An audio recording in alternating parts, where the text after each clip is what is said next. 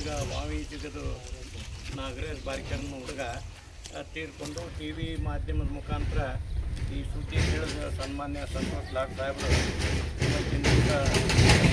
Phone ಮಾಡಿ ಅವ್ರ ಮನೆಗೆ ಹೋಗಿ ಏನಾಗೈತಿ ತಿಳ್ಕೊಂಡು ಅವರಿಗೆ ಸಾಂತ್ವನ ಹೇಳಿ ಪಾಪ ಬಡ ಕುಟುಂಬಕ್ಕೆ ಸಹಾಯ ಮಾಡಿರಿ ಅಂಥೇಳಿ ಇವತ್ತಿನ ದಿವಸ 1 ಲಕ್ಷ ರೂಪಾಯಿನ ಸ್ವಂತ ತಮ್ಮ ಫೌಂಡೇಶನ್ ವತಿಯಿಂದ ಸನ್ಮಾನ್ಯ ಸಂತೋಷ್ ಲಾಡ್ ಸಾಹೇಬರು ನಮ್ಮ ಮತಕ್ಷೇತ್ರದಾಗ ಯಾವ ಒಂದು ಅನಾಹುತ ಆದಾಗ ಕೂಡ ಸಾಕಷ್ಟು ಮಂದಿಗೆ ಹೆಲ್ಪ್ ಮಾಡುವಂಥ ಪುಣ್ಯಾತ್ಮ ಸಂತೋಷ್ ಲಾಡ್ ಅವರು.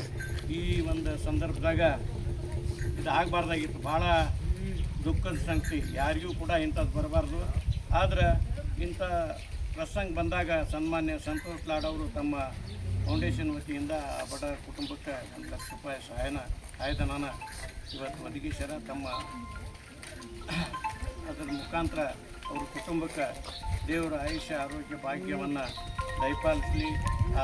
ಏನು ತೀರುವಾದ ಹುಡುಗನ ಕುಟುಂಬಕ್ಕೆ ದೇವರು ಶಾಂತಿಯನ್ನು ಕೊಡಲಿ ಅಂತ ಹೆಚ್ಚಿಗೆ ಇದ್ರ ಬಗ್ಗೆ ನಾವು ಪ್ರಚಾರಿಸೋಕೆ ಬಂದಿಲ್ಲ. ನಮ್ಮ ಈ ಟಿ ವಿ ಮಾಧ್ಯಮದವರು ಈ ಸುದ್ದಿ ಪ್ರಚಾರ ಮಾಡಿದ ಕೂಡಲೇ ಸನ್ಮಾನ್ಯ ಸಂತೋಷ್ ಲಾಡ್ ಅವರಿಗೆ ತಿಳಿದು 1 ಲಕ್ಷ ರೂಪಾಯಿ ಪರಿಹಾರ ಕೊಟ್ಟು ಅವ್ರ ಮನೆಗೆ ಹೋಗಿ ಭೇಟಿ ಕೊಟ್ಟು ಸಾಂತ್ವನ ಹೇಳಬೇಡಿ ಅಂತ ನಮ್ಮ ಕಳಿಸಿಕೊಟ್ಟಾರ. ಸನ್ಮಾನ್ಯ ಸಂತೋಷ್ ಲಾಡ್ ಅವರು ಕಳಿಸಿದಂಥ ನಮ್ಮ ಸೋಮಶೇಖರ್ ಬೆನ್ನೂರವರು, ನಮ್ಮ ನರೇಶ್ ಮಲ್ನಾಡ್ ಅವರು, ಯಾವತ್ತೂ ಗುರು ಕಂಪ್ನಿಯವರು, ನಮ್ಮ ದಾಸನಕಪ್ಪ ಅವರು, ಅನೇಕ ಈ ಭಾಗದ ಎಲ್ಲ ಹಿರಿಯರು ಕೂಡ ಇವತ್ತಿನ ದಿವಸ ಅವ್ರ ಕುಟುಂಬಕ್ಕೆ ಸಾಂತ್ವನ ಹೇಳಕ್ಕೆ ಬಂದಾರ. ನಮ್ಮ ಸಂತೋಷ್ ಲಾಡ್ ಅವ್ರ ಜೊತೆಗಿರುವಂಥ ಈ ಏನು ಇದು ಐತಿ, ಇದು ಒಂದು ಕುಟುಂಬ ಇದ್ದಂಗೆ.